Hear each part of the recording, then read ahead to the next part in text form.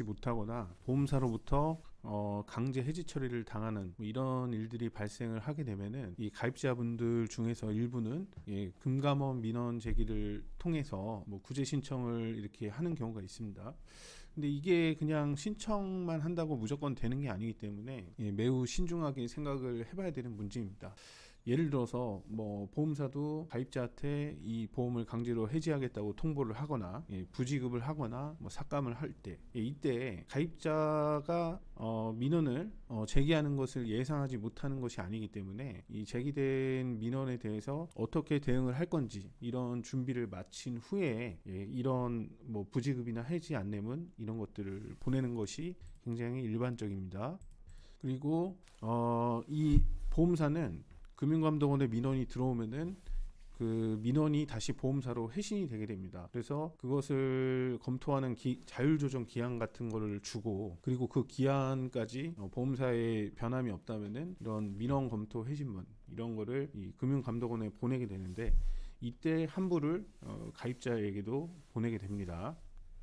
저의 경우에도 예전에 보험회사 있을 때 보험금 지급건에 관한 민원 업무를 제가 다 담당했던 경험이 있는데, 이때는 뭐 자랑처럼 얘기하는 것은 아니라 뭐 가입자의 민원에서 한 번도 진 적은 없습니다. 그 이유는 그 민원이라는 게 서로 간에 쟁점 싸움이 된다고 볼 수가 있는 건데, 이런 내용을 한쪽에서는 이런 보험사에서는 명확한 근거랑 뒷받침 뭐 증거 서류 이런 것들을 토대로 이 민원 검토 회신문을 쓰게 되고, 반면에 이 가입자분들 같은 경우에는 감정에 호소하는 내용이 대부분이고, 진단서랑 같이 이런 그냥 단순 사실 이런 서류만 제출을 하게 된다면은 이게 해결책을 제시하는 문서가 아니거든요. 진단서 자체는 뭐 진단서에 따라서 무조건 뭐 처리해야 된다 이런 내용도 없기 때문에 그런 해결책을 제시를 하지 못했기 때문에 뭐 진 적이 없죠. 근데 이런 민원을 제기할 때는 이 상대 측에서도 우리가 어떤 식으로 나올지, 어떤 자료를 들고 있는지 이런 것들을 생각해 보는 거는 굉장히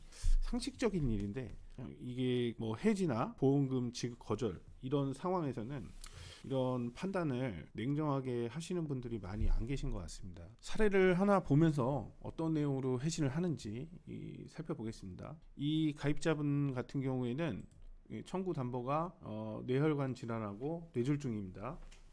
민원 신청 내용을 요약을 보면은 이 뇌경색 진단을 받고 청구를 했는데, 이 보험사가 고지 의무 위반을 이유로 부지급, 그 다음에 해지를 했다. 그래서 민원이 신청이 됐다. 이런 내용입니다.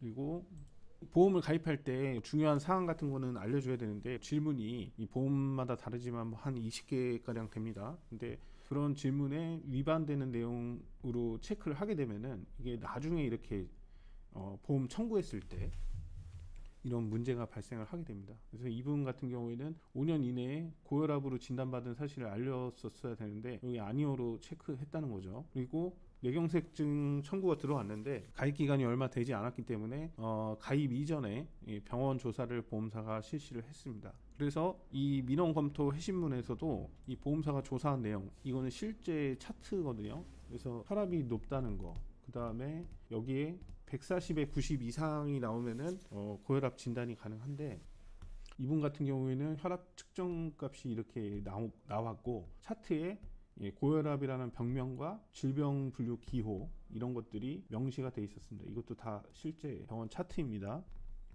140에 90이 한 번만 넘은 게 아니라 아까 앞서서 본 거, 그 다음에 여기는 이 미니멈이 104죠. 그리고 여기에는 150, 100이 넘는, 여기도 153에 110이 넘는 이런 결과가 계속 나왔고, 뒤에도 계속적으로 이렇게 나왔습니다.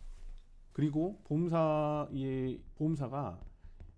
청구한 병원도 조사를 해보는데, 그 청구한 병원에서도 이 환자가 이런 것들을 인지하고 있는지 이런 것들을 알 수가 있습니다. 그래서 이거는 이제 가입 이후에 병원을 가신 내용인데, 그 가입 이후에 병원을 갔을 때도 여기 지금 보면은 고혈압이고 따로 치료는 안 한다, 과거력이 있다 이렇게 써놨는데, 이거는 의사나 간호사 선생님이 작성을 하지만 이 내용을 그분들이 무슨 다른 병원에 전화해봐서 이렇게 아는 내용들이 아닙니다. 그러다 보니까 이 환자분이 직접 이야기한 내용이죠.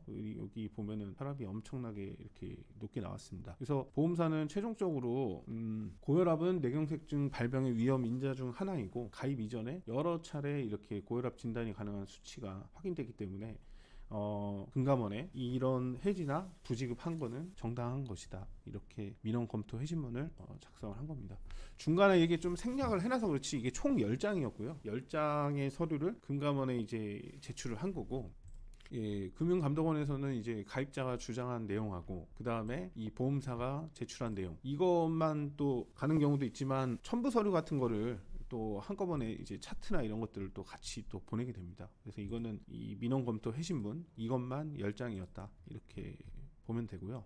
그리고 이제 민원 그 담당자가 이 판단을 할 때도 이 가입자가 예를 들어서 신청한 뭐 민원에 뭐 몰랐다, 나는 억울하다, 뭐 이런 식으로 이렇게 써놨고, 뭐 예를 들어서 간 적이 없다 이런 식으로 이렇게 해놨는데, 예를 들어서 이렇게 보면은 고혈압인지도 몰랐다 이렇게 주장을 했는데 이 병원 가서는 고혈압 과거력이 있는 분이라고 이거를 이제 의사 간호사가 알아보고 쓰는 게 아니라 환자가 이야기한 내용이기 때문에 이런 식의 사실관계가 다른 주장으로 민원 신청을 하시게 되면은 이 민원 담당자가 딱 봤을 때 신뢰도 자체가 굉장히 떨어지게 되는 겁니다. 그러니까 허위 주장인 거잖아요. 어떻게 보면은 뭐 심한 말로 얘기를 하면. 그리고 금감원에서는 최종 판단은 이제 금감원이 하게 되는데 뭐 민원인의 편만 무조건 들어주는 게 아니라 이렇게 양측에서 주장한 내용하고 서류를 토대로 판단을 하기 때문에 이 민원은 그냥 막 화가 난다고 해서 막 무조건 신청을 하시면 안 되고 준비를 해야 됩니다. 준비를.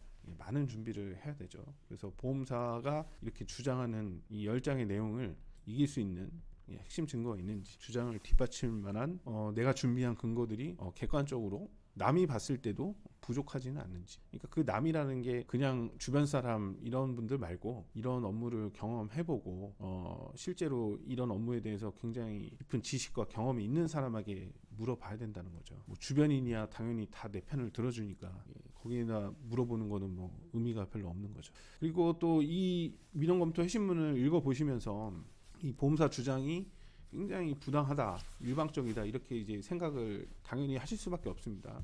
왜냐하면은 그게 나한테는 유리한 내용들이 아니기 때문에. 근데 이런 민원 담당자나 이런 분들도 이게 이제 한 명이 그냥 작성해갖고 대충 보내는 게 아니고 이 결제도 받고 이 회사의 공식 문서고 그다음에 회사 대표이사 도장까지 찍혀서 나오는 공문 같은 그런 공식 문서이기 때문에 이쪽에서도 굉장히 많은 내용들을 검토해가지고 신중하게 회신을 하게 됩니다. 그래서 내가 지금 생각하고 있고 내가 주장한 내용들이 이 민원에서 이길 수 있는 상태인지 그것도 반드시 따져본 후에 신청을 하셔야 됩니다.